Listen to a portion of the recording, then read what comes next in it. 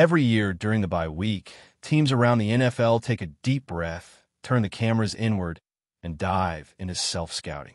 It's a time to hit pause, reassess, and figure out what's working, what's not, and where the vulnerabilities lie.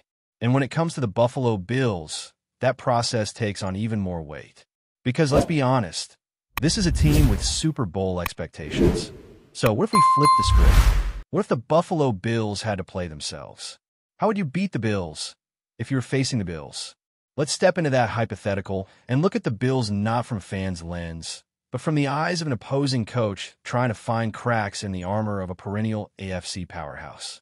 Because, yes, this is still a powerhouse. 5 straight AFC East titles, 5 straight seasons with 11 or more wins, and playoff appearances in 7 of the last 8 years. But even powerhouses have weak spots. Even juggernauts can be taken down. Now, under the leadership of Sean McDermott, in his 9th year as head coach, the Bills are sitting at 4 victorias and 2 derrotas. That puts them second in the division and currently slotted as the number 5 seed in the AFC. They've beaten strong teams like the Ravens and Dolphins, but back-to-back losses to the Patriots and Falcons have raised more than a few eyebrows. It's the kind of inconsistency that keeps fans uneasy and opponents hopeful. Of course, at the center of everything is Josh Allen, the reigning NFL MVP, the face of the franchise, and maybe the most physically gifted quarterback in the league. Standing at 6'5" and weighing 240 pounds, Allen is a unique blend of arm strength, mobility, and toughness. Through 6 games this season, he's completing nearly 69% of his passes, throwing for just over 230 yards per game, with 11 touchdowns and 4 interceptions. Solid numbers, but they only tell part of the story. Dig a little deeper into the advanced stats, and the story gets more interesting. Allen is generating a strong plus 0.18 EPA per dropback, placing him 9th in the league. He's pushing the ball downfield more, with over 12% of his throws classified as deep shots. That number jumps to over 16% over his last 3 games, 3rd highest in the NFL during that stretch. But here's the catch. He's completed just 4 of 13 of those throws, with 2 picks. That's a passer rating of just 22.8. Only 38% of those passes were even catchable. In other words, the deep ball has become a trap. They're leaning into it more, but not executing efficiently. Add in the fact that yards after catch are down. Only 49% of his passing yards come after the catch, which ranks mid-pack, and you start to see the picture of an offense that isn't creating easy opportunities. Allen is throwing to his first read just 63% of the time, which is one of the lowest rates in the league, and he's holding the ball for nearly 3 seconds on average. That's a recipe for inconsistency, especially against complex defenses. So, how do you beat this Bills offense? Well, first, you have to respect the run game. That might sound counterintuitive with a quarterback like Josh Allen, but under offensive coordinator Joe Brady, the Bills have become one of the most run-heavy teams in the league. Nearly 50% of their plays are runs, 3rd highest in the NFL. And they're not just running to set up the pass. They're running because it works. James Cook has emerged as a star. He's a patient, slashing-style runner with exceptional vision, especially on cutbacks. And that's a big part of their ground attack, cutback lanes. The Bills love to stretch the defense and let Cook find space on the backside. That means your backside defenders, your corners, safeties, weak side linebackers, they have to be ready. Because if they're not, Cook will slice right through those gaps. So, if you're facing this Bills offense, your corners have to be active in run support. Backside pursuit needs to be disciplined. You can't over-pursue, and you absolutely cannot lose gap integrity. Otherwise, Cook, and occasionally Josh Allen, will gash you for explosive gains. Then there's the offensive line, which might be one of the more underrated units in the league. The bookends are elite. Deion Dawkins and Spencer Brown at tackle are among the best duos in football. Connor McGovern, now playing center, has been a steady presence, while David Edwards holds up well at left guard. The one spot to attack, right guard. O'Cyrus Torrence is a physical mauler in the run game, but he's been inconsistent in pass protection. This is where you bring pressure, simulated pressures, overload looks, and stunts that confuse the protection, especially those that isolate torrents, can create opportunities. So, dialing up simulated pressure is key. You rush 4, but the offense doesn't know which 4. You walk up 6, drop 2, and attack from unexpected angles. The idea is to mess with protections, force miscommunication, and keep Allen guessing. And more importantly, part of your pressure package should always include a mirror player on Allen. Not quite a spy, but someone responsible for staying in front of him, disrupting those underneath routes they love so much, and being in position to contain him if he tries to break the pocket. And speaking of those underneath routes, that's a big part of this offense. Without a true number 1 receiver, the Bills have embraced a spread-the-wealth approach. Rookie Keon Coleman leads the team in targets, but he's an inefficient, high-variance player. Joshua Palmer is the technician of the group, running crisp routes, while Khalil Shakir thrives in the slot and makes plays after the catch. Tight end Dalton Kincaid is the real weapon, though. He's emerging as one of the best pass-catching tight ends in the league and is finally being used in the right way, freed up from inline duties by Dawson Knox, who handles the dirty work. If you're trying to slow down this offense, you want to take away the middle of the field. That's where they love to attack, through sit routes, mesh concepts, and timing-based throws between the hashes. This is why your simulated pressures need to leave a body in that space. Someone who can mess with Allen's reads and take away those quick throws that keep the chains moving. And don't sleep on the Bills' tendency to shift and motion pre-snap to gain leverage. You'll often see bunch formations, trips, and 4-strong looks designed to stress the defense horizontally. That's why sending pressure away from the formational strength can be effective. A backside blitz or overload can catch them off guard and force Allen to speed up his internal clock. Now, while the run game is their identity, the passing game is still dangerous. It's just not as precise or polished as you'd expect from a team with this level of success. The turnovers are creeping up. The deep ball has been erratic, and the protection isn't airtight. You can rattle this group. You can disrupt the timing, but only if you're disciplined and aggressive at the right moments. The other thing to consider? Situational football. The Bills are scoring nearly 28 points per game, top 5 in the league. But on third downs, they're just middle of the pack. Same for red zone efficiency. These used to be elite metrics for Buffalo. Not anymore. So, if you can force third downs, if you can tighten up in the red zone, you got a shot to keep the scoreboard under control. This isn't the high-flying Bills offense from a couple of years ago that would drop 40 points on anyone, anytime. This is a more balanced, more physical team that's learning to win a different way. That makes them dangerous, yes, but also beatable, if you know where to look. On the defensive side of the ball, the Buffalo Bills present a fascinating mix of high-end talent, schematic flexibility, and glaring inconsistencies. At their best, this is a defense that could suffocate an offense, create chaos up front, and take the ball away. But at their worst, they're soft against the run, confused in coverage, and prone to giving up explosive plays. And in the 2025 season so far, we've seen a lot more of the latter than the former. That opens the door for opponents who know where to attack. Let's start at the top. Defensive coordinator Bobby Babich is now in his second season calling the plays. While Sean McDermott is a defensive-minded head coach and still very much involved, this is Babich's defense to run. He's been part of the McDermott system for years, coaching linebackers and safeties before getting the top job.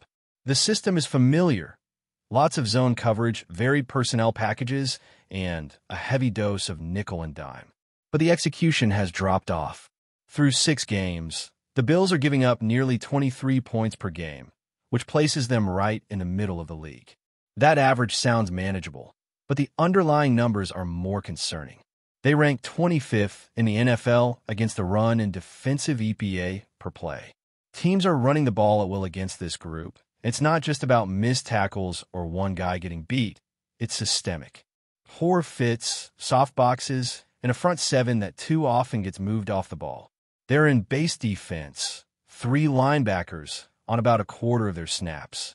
That's a big jump from previous seasons where Buffalo was almost exclusively a nickel team. But even with that change, the run defense has not improved. Opponents are averaging 5.8 yards per carry against them. 10% of all runs go for 15 yards or more. They've given up more yards after contact and more yards before contact than almost any other team in football. That's not just a red flag. That's a full-on alarm. So, how do you beat this Bills defense? You start by running the football relentlessly. This is not a group that handles physicality well. The defensive line, while talented, doesn't consistently control gaps. The linebackers, particularly Terrell Bernard, struggle when climbing into the box. Bernard is a smart, instinctive player in coverage, but when it's time to come downhill, take on a block, and stuff the run, he's a liability. He gets washed out, picks the wrong gap, and often doesn't finish with the kind of power you need from a middle linebacker. Matt Milano is the more experienced, more complete player, but he's battled injuries and just hasn't looked like the same guy. When he's fully healthy, he could be a difference maker, a sideline-to-sideline backer who can cover tight ends and disrupt the screen game. But right now, he's not consistently bringing that level of play. The front four has some big names, starting with Greg Rousseau and Joey Bosa on the edges. Bosa, when healthy, is a terror. He can win with speed, power, and hand usage. But his health is always a question, and as dominant as he can be in spurts, he's not the every-down force he once was. Rousseau is one of the best run-defending defensive ends in football. Long, strong, and technically sound, but he's not a pure pass rusher. He's a good player, not a game wrecker. Inside, Ed Oliver is the name to know. A former top 10 pick, Oliver has the burst and agility to wreck plays in the backfield. When he's locked in, he's the most disruptive player on this front. But like a lot of this defense, he's streaky. Daquan Jones lines up next to him and brings a steady, professional presence. A strong run defender who holds his ground. Rookie Deion Walker has flashed with his size and athleticism, but he's still raw and occasionally gets out of position. Veteran Larry Ogunjobi is just returning from a suspension and adds another body to the rotation. But none of these guys are erasing the run game. Teams are double-teaming, getting movement, and creating lanes consistently. So again, if you're facing the Bills, you pound the rock. Not just on early downs, but situationally, even on second and long. Because if you can get into third and manageable, you're taking control of the game script and keeping this defense on its heels. Now let's talk about coverage, because this is where things have gotten messy. The Bills used to thrive on disciplined zone schemes. They played a ton of nickel with two deep safeties, stayed connected, and rarely gave up explosive plays. But this year, everything feels looser. They're still running zone about 50 to 60% of the time, with cover 2 and cover 3 as their main shells, but the execution just isn't there. The safeties have been a revolving door. Taylor Rapp has regressed significantly. Once known as a sure tackler, he's been anything but that in 2025. His angles are off, his reads are late, and he's giving up way too much production. Playing next to him is second-year safety Cole Bishop, who's got range and some playmaking traits, but he's still learning on the job. He'll make one impressive play, then miss an assignment the next series. The result is a safety tandem that doesn't inspire confidence. Before we dive back in, make sure to hit that subscribe button and give this video a thumbs up. Your support helps us keep delivering the latest Buffalo Bills updates straight to your screen. And hey, don't hold back. Let us know your thoughts on today's news down in the comments. In a move that has sent shockwaves through the NFL, the Buffalo Bills have reportedly announced the departure of quarterback Shane Buechele, leaving fans and analysts alike stunned. The news, which first surfaced through whispers in league circles, has quickly turned into one of the biggest off-field stories of the season.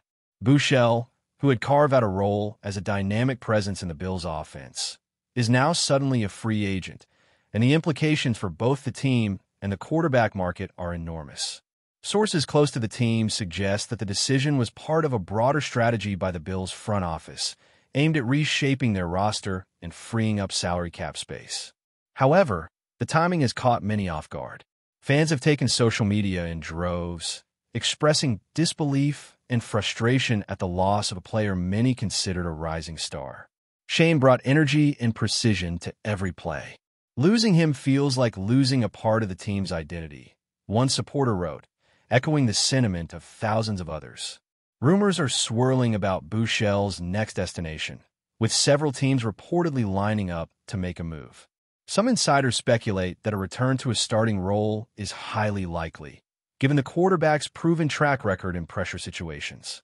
Others hint at the possibility of a strategic backup role on a team with Super Bowl ambitions, where his experience and versatility could be invaluable. Regardless of where he lands, it's clear that the NFL community will be watching closely, eager to see how a talent of BUECHELE's caliber will influence the league's dynamics. Meanwhile, the Bills face a critical challenge. Replacing a player of BUECHELE's skill and leadership is no small task, and questions are mounting about how quickly the team can adapt. Analysts are already debating potential trade options and internal promotions, but no clear frontrunner has emerged. What is certain, however, is that the departure of Shane BUECHELE marks a turning point for Buffalo, a moment that will be remembered as much for the shock it delivered as for the uncertainty it now casts over the team's offensive future.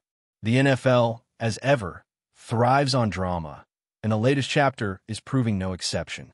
Fans are bracing themselves, insiders are whispering, and Shane BUECHELE's next move could very well set the tone for the upcoming season. One thing is indisputable. The league has just been rocked by a bombshell that will reverberate far beyond Buffalo. That's a wrap for now. If you enjoyed the video and want to stay on top of all things Buffalo Bills, make sure to subscribe and hit that like button. We'd love to hear what you think in the comments. See you in the next update.